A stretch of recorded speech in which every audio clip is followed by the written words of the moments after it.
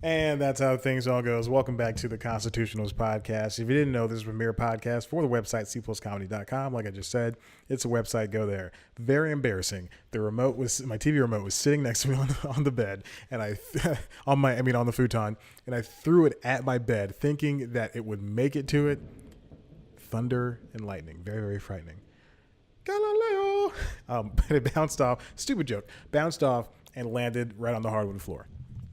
See, here at WBED, we have hardwood floors. Oh, let me explain WBED. So we've got an issue over here. So I've been applying to jobs all over the place. You get that. You know that. You understand it. You love it because you don't want me dog walking and moving for the rest of my life. Especially after I have a degree I spent time on. God, there are gnats all over the place, and I hate it so much. So I applied to a position. I've been applying to. If you see me swat, if you're watching the video and you see me swat, there's a gnat around me. So I've been applying to WABE, which is Atlanta's local NPR station.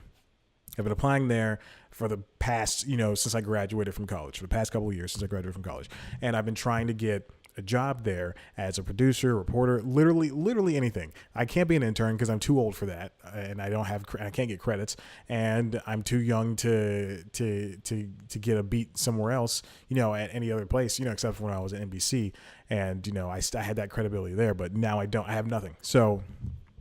So I can't really, it's tough getting a job. They want you to have experience. You can't get experience because nobody wants to hire you. Not even the least watched news station in Atlanta, which is CBS 46. No offense to them. If you want to hire me, hire me. I'm gladly willing to work. Their offices are right in Midtown. I know where they are. I've been there. I've been to Fox. I've been at SB. I know where everybody is. So I've been applying to WABE, and recently there was a job that just opened up that was a audio/podcast producer position there. And so I think I mentioned this last week, but I applied to it, and I think that I think I'm the best, I think I'm the best person suited for the job because I listen to a lot of podcasts. I do the research. I know the work. I do all this stuff. So one day last week when I was applying, I applied for the job, and then I said, like a day later, I said, well, how did they, I made a reel. They asked for a reel, which was give us a demo of how your work would sound or look or whatever. So I did that. I wrote essentially a 9-minute episode of a podcast called The Application, and I said here's how it'll sound, and I did I did a fake ad read up top. And then I had a fake station, which was WBED, which I just use now, and which I introduced this episode with, and then I just read a script essentially, and then I thought, well, maybe they can't. The next day, I thought maybe it'd be funnier if I just did this as a daily thing, because it just kind of went from one thing to a daily thing. Because WABE has an issue where they're not responding to my freaking emails, and they're not responding to my phone calls, and all you got to do is just respond. It's easy. Just say, hey, Chad, we got your stuff. Okay. So that's all I need from them. And so I've been doing this daily podcast for the past 7 days called The Application. You can subscribe to it on Apple Podcasts, Google Podcasts, Spotify, Stitcher, any podcast player that you love. Subscribe to it right now, because it's gaining a few subscribers. It's gaining more subscribers than the Constitutionals has, which is very strange to me. Anybody wants to listen to my struggles with this, applying to this job. So I started making these podcasts more and more, and then I email them. I email the podcasts out to WABE's HR department, and I mention the guy who's in charge of HR. His name is Kenneth Brown. I listen, buddy, you gotta hire me. All right, I'm looking at you right now. Because just in case I decide to edit in a weird direction. And so then I started just making the podcast, and now we're seven in. I literally just finished episode 7, and now I'm jumping right into the Constitutionals, which is not a good idea because I'm very thirsty and tired. My throat hurts, and it's raining outside, and I want to lay down. I want to eat a bowl of cereal. I want to. I'll get into this later, but Binding of Isaac is on sale on Nintendo Switch, and I bought it. I spent the money I did not have. I bought the game. And I love it so much. But yeah, so now I'm 7 episodes in. You can listen to it right now. Episode 1 is very scripted. There are little to no jokes. And then in episode 2, I thought, well, maybe episode 2 was, maybe I should give them a little taste of how I would do a podcast. Like I would do like a real one, not write a script or anything. So I did episode 2. I sat down and I picked 3 stories and I talked about them. And then I thought, that one wasn't that good. So then on the third one, Chad Lives Matter, I don't know what I did. Oh, I gave them ideas or something like that. Oh, no. Episode 4 was the idea episode, which is what it's called. So I gave them ideas, and then episode 3 was me just rambling. Episode 4, another ramble. 5, and it just and basically it just turned into the Constitutionals, but it's a really, really loaded Constitutionals wherein I have one topic and I talk about it, and I need them to hire me because I'm good at covering this stuff. So like I just said, I just put out episode 7. It's called Donate for What, in which I discussed that there's a Patreon model for people who are independent and making money that way, like the Doughboys or Talking Simpsons. You can donate money and then you get like free episodes of shows, early access, all that stuff. And then Stitcher Premium, which is Earwolf's thing. They give you the backlog of shows, $5 a month. They give you the backlogs of shows. They give you early access to premium shows, all that stuff, $5 a month. I thought, hey, NPR, WABE, and NPR, they always have these monthly pledge drives. If you don't know your local NPR station, they always do these pledge drives in which you can donate money, and you donate $120, you get a free T-shirt or a free subscription in New York Times or a free mug, stuff like that. You've seen it on PBS all the time. And so I thought, wouldn't it be interesting if you donate? You get the free shirt, but then you also, with that, you get early access to the show that I create. Because I gave them ideas. I gave them about 8 ideas, 10 ideas for mini series and for regular weekly series. And so wouldn't it be great if you could get early access to these things? Wouldn't it be wonderful to say, hey, there's a podcast chronicling the rise of music talents in Atlanta, and the show sounds interesting. It's coming out in November, but if we donate $120 now, we can get the access to the first 3 episodes for free right now. I mean, for the donation, whatever. So donate $120, you get the shirt, you get the RSS feed with the early access, and then boom. Wouldn't that be interesting? Wouldn't that be great to have? That'd be something interesting to have in Arsenal. And no other NPR station is doing it. And I can produce a podcast in a quick fashion. You're seeing this right now. You're seeing the Constitutionals the day it comes out, the day it's shot. So anyway, check it out. I've been tweeting it at them. It's literally the only thing I check Twitter for. I'm tweeting it at them. I'm tagging them. I'm emailing them. I'm calling them. As soon as I get done with this, I'm going to call them and say, hey, can you send me over to Kenneth Brown's phone? And I know they see it because no one else is tweeting at WABE. Their tweets don't get the retweets. They don't get the likes that every other news organization, for instance, WSB gets. And WSB doesn't get that many, but CNN gets, something like that. So they're not getting that much. And so I guarantee, and I know they only have like 100, 200 people that work there. So someone is seeing it. I would forward it to the right people, especially if one person is putting in this much effort to get hired, to stop doing anything. Because I would love to stop dog walking. I would love to stop moving because I hate both of those things. I hate them so much. Oh my gosh. It never rains. It never rains when I need it to. So I could just sit and watch the dog inside. Listen to a podcast. Oh my gosh! So what are we talking about this time? I spent too much time on this new stuff. So this past weekend, I had a move back where I used to live, up in the suburbs, and in between, I had 2 moves. So in between both those moves, I went to see a movie. $6 went to my old stomping grounds, saw a movie. $6, wonderful. I saw The Predator. I had a really good time. A lot of issues with that film. A lot of issues that I think it might be a Shane Black problem, but overall I really enjoyed it. Sterling K. Brown was very menacing. It was a very campy movie. It was very funny. I loved it a lot. The entire cast is great. Too many people, everyone dies, it's just not a spoiler. I mean, it's like just like an Alien movie, just like the Predator movies. Everyone dies. Jacob Tremblay was great. Boyd Holbrook might be a little bit overacting. Olivia Munn was wonderful, even though she was the only woman besides Boyd Holbrook's wife. But it was really fun. Had a good time. There are moments where I think the editor had too much fun just editing the movie, where it just kind of skipped around everything. But overall, fantastic. Really, really, really wonderful. Also, I started watching, I talked about Forever last week, the Fred Armisen, Maya Rudolph show on Amazon Prime. And at that point, I'd only watched the pilot, the premiere. And this is very interesting. And if you're not going to watch a show, or if you are going to watch a show, skip ahead about 30 seconds.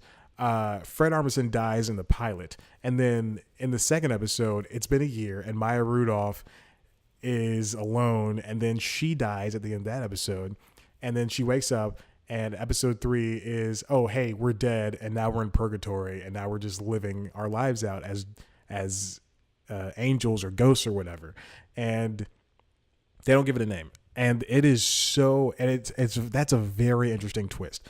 Alan Yang and Matt Hubbard did such a wonderful job conveying. It might be, I listened to the Pop Culture Happy Hour episode that came out the previous week talking about Forever, and they said if you haven't watched the rest of the episodes, don't listen to the episode. But so that's why they die in these first 2 episodes, which is amazing. I think it's a really good twist. The Pop Culture Happy Hour team, a couple of them thought it was boring. The boring show. Yeah, I mean, that's what it comes with the territory. I mean, it's a droll show about trying to cope with how we're going to be together forever, for eternity. I had a good time with it. It's a good show. And it's a one-off series, and Amazon did it again. They did it again. I just finished Sneaky Pete season 2 a couple weeks ago, and I thought that was a really good show too. Anyway, so let's move on. Ego Nwodim is an improviser, and you'd only know her if you listen to podcasts and if you live on the West Coast and you've seen her perform. But she was an UCB performer, and now she is going to be on SNL, and I'm very excited for her. She's a wonderful talent that deserves the moon. She's very funny. She was on Comedy Bang Bang a whole bunch. She's been on the Teachers Lounge podcast, which I urge you to listen to both. All of her appearances on both shows. She's so funny. I don't want to say she has no filter, because it is that's the most archaic way of describing somebody, but she can jump to any point in any comedy routine, and make it outlandish, make it funny. She's got these accents that are great, but Ego, she's wonderful. I've been listening to her for years, and I still don't know if I'm pronouncing her name right, but I know it's Nwodim, so there you go. She's also joined by Alan Linick, Allison Gates, Eli Mandel, and Bowen Yang. Those 4 are writers, but Ego's going to be a featured player. So that's wonderful. I'm glad for her. Speaking of which, she's joining the likes of, Alex Moffat and Mikey Day and Melissa Villaseñor. They got bumps. They became repertory players. And then, Chris Redd and Heidi Gardner are still featured players, which is great. They have such a good crew of SNL people right now. And, it's every generation's different. I love it. And speaking of SNL, Kenan Thompson is going to be starring in a show. It's got an NBC commitment. It's a single dad comedy from Lorne Michaels and the Superstore EP, which is Jackie Clark. And it's called Saving Larry, single camera show. And let's see, Deadline.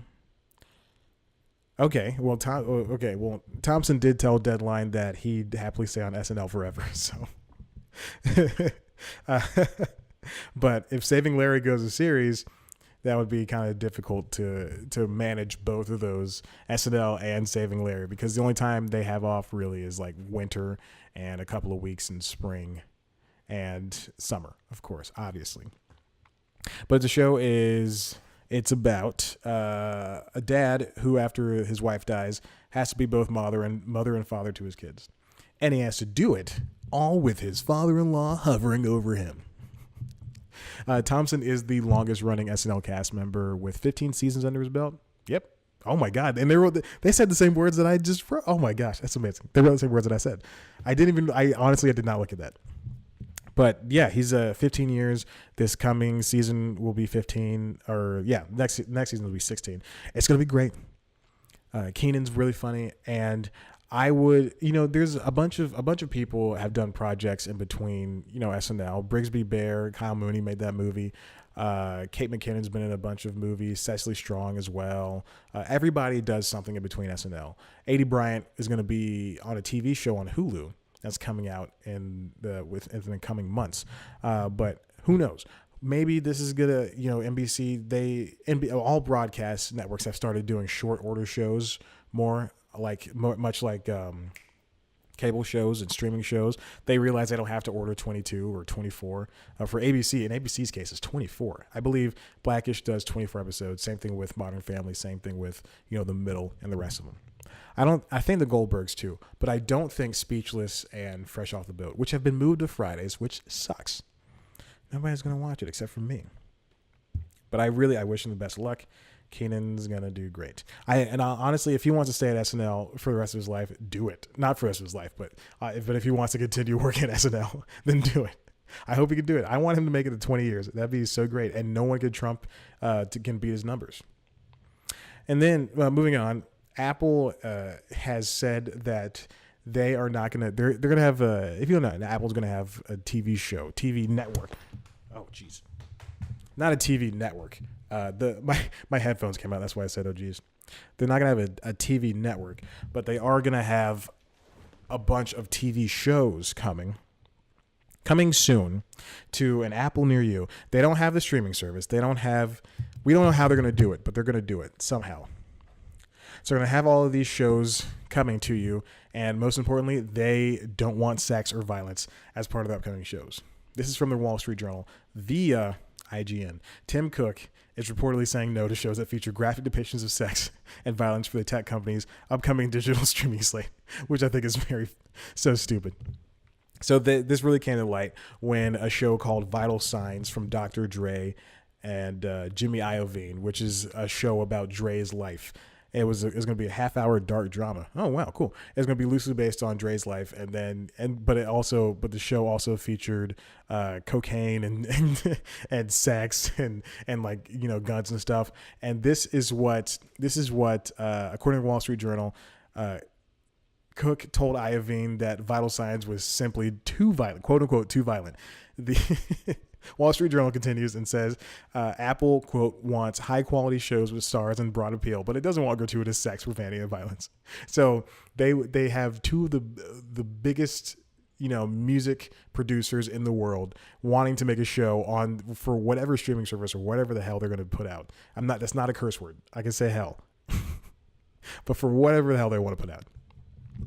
And because this is a clean show, and they want to do that, but then they also want everything has to be PG, maybe PG-13 because it said gratuitous sex. You can't have gratuitous sex, which is how are you going to fight by limiting everything? How are you going to fight in the same arena as Hulu, as Amazon, as Netflix, as HBO? How are you going to put out the same quality things but it's all going to be below age drivel?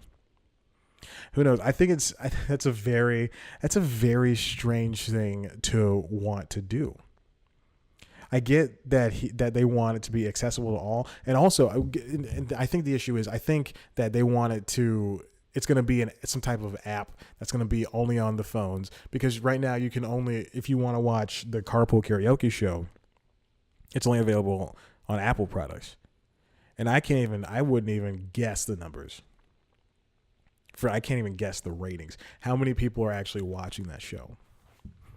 And I see the breakouts. I subscribe to the James Corden Late Late Show YouTube channel, and I see the breakouts, and they're only like 2 minutes long, but you have Maisie Williams and some other Game of Thrones stars, and it just doesn't make sense to me.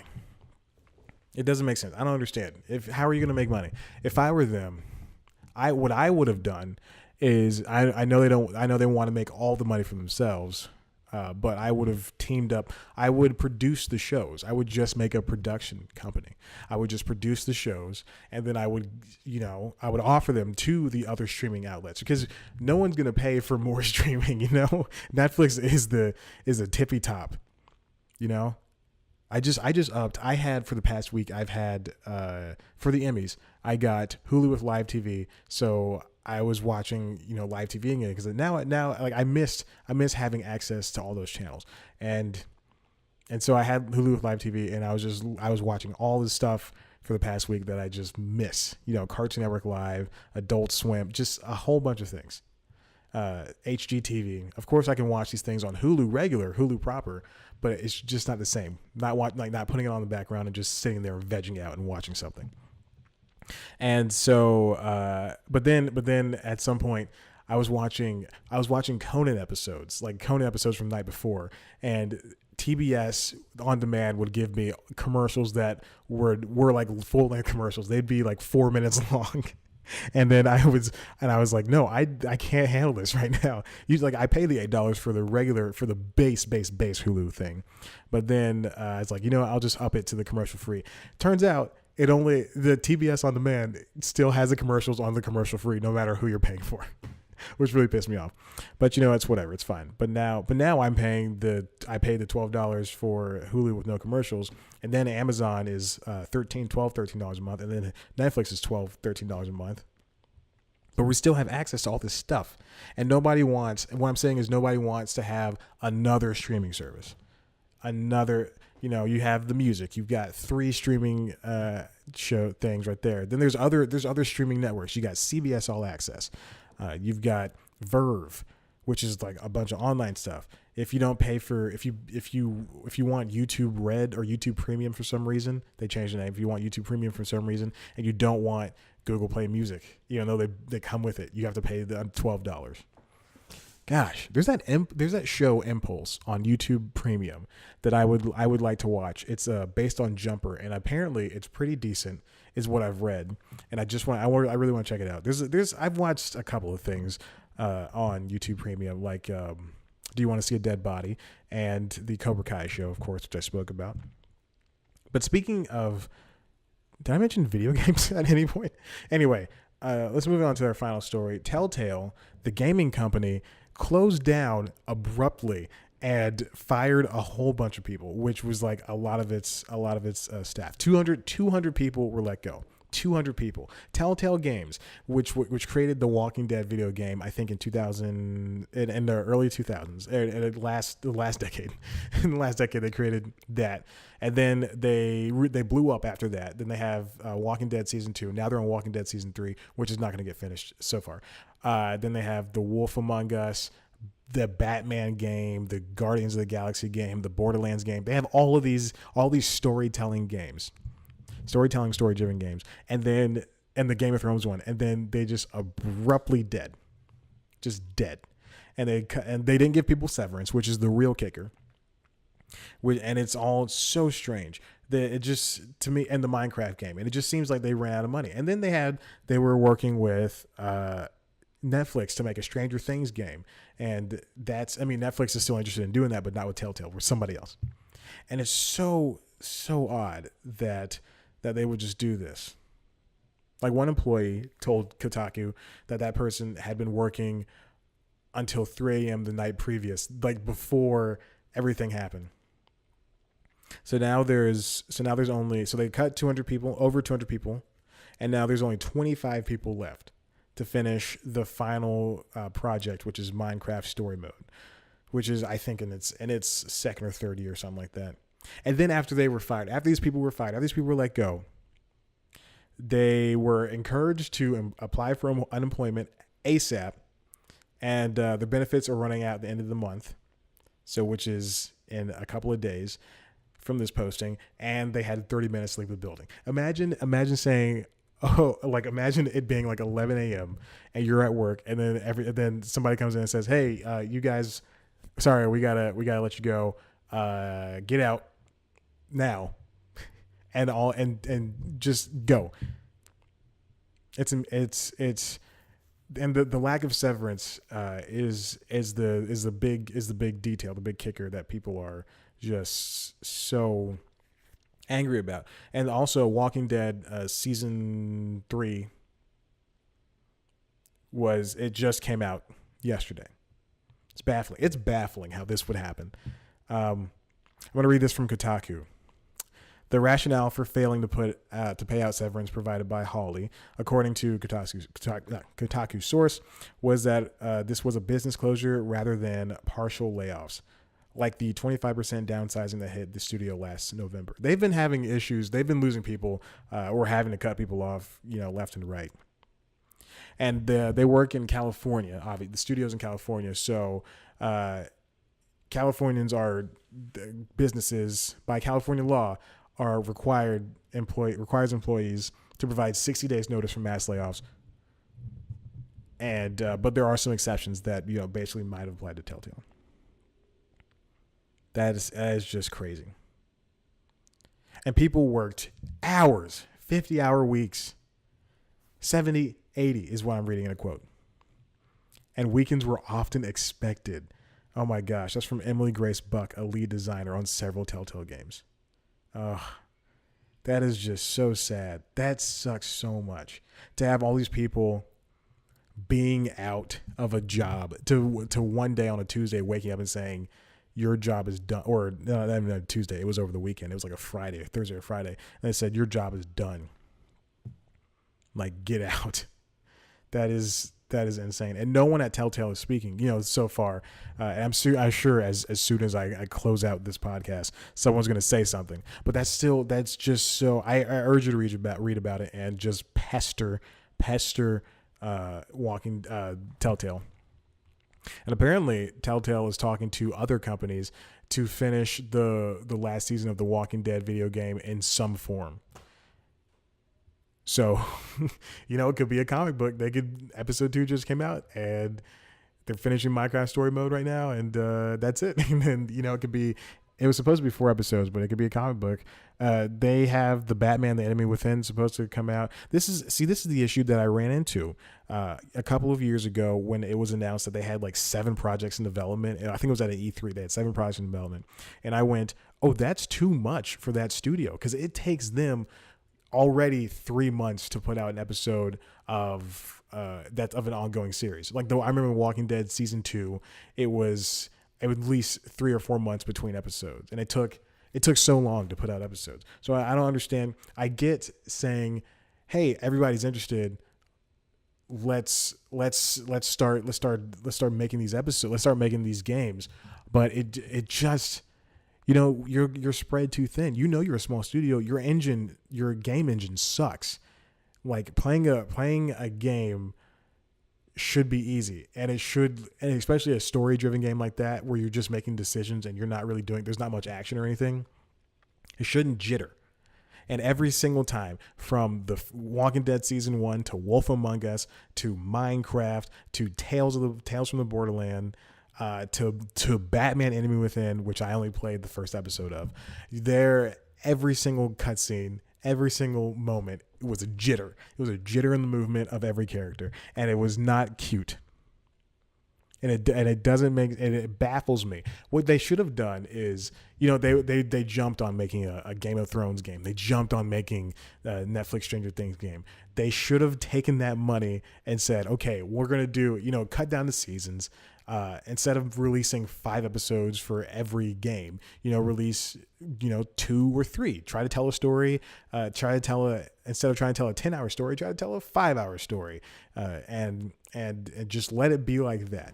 Because a lot of the times their stories did drag on, and take that money and take some of that money and build it towards making a more stable engine so that games can run on. It just doesn't make sense. What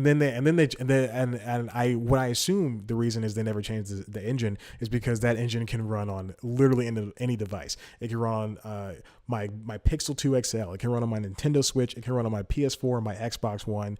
It could run on my Nexus 6P that is sitting in a drawer that's been turned off. It can run on my laptop. It can run on all this stuff. And I think that's the reason why it's an easy thing to port. It's easier than, going with Unreal and letting and trying to work it like that. It just baffles me how a company can be so egregious with the way it just wants to accept money. So here's an update. A class action lawsuit has been filed by one ex-employee. He's doing it on the behalf of everybody he works with. Here's what it reads. This is an update from the 25th, so yesterday. The complaint alleges that Telltale Games violated the state and federal WARN Acts by failing to provide 275 workers who were laid off from the studio last Friday with the 60 days notice required by law. The complaint is seeking a judgment from the courts that Telltale pay all of the laid off employees the wages, salaries, 401k contributions, and any other money they would have normally earned during those 60 days. Oh my gosh. Here's the final thing in this article. The WARN Act includes several exceptions, including certain instances in which a company is seeking to acquire new business or capital that will allow it to keep running normally, and notifying employees of a potential shutdown could jeopardize those deals. And that's all the news we have. That's all the news we have for that. So we'll see what happens. But I hope these people get their money. This has happened too many times. This is why they're trying to unionize gaming labor. And this is why unions are, I know I'm a corporate thinking person where I usually, like, when a corporation does something, I usually side with them. Like if Google doesn't have a dark mode on their YouTube app, I go, well, maybe they're working on it. I try to have a rosy side from both sides. But this is a huge issue, and who knows what's going to happen. But this is why they should unionize pretty much everything. Unionize working on a movie. Unionize game designers. Unionize voice actors. Because this is really damaging stuff, and I hope this doesn't put a black mark on anyone's record, except for the Telltale people. I hope it doesn't put a black mark on those game designers' records, because they're out of jobs, and now they gotta fight for something. Anyway, I got Binding of Isaac on. You son of a gun. I got Binding of Isaac on, I didn't catch it.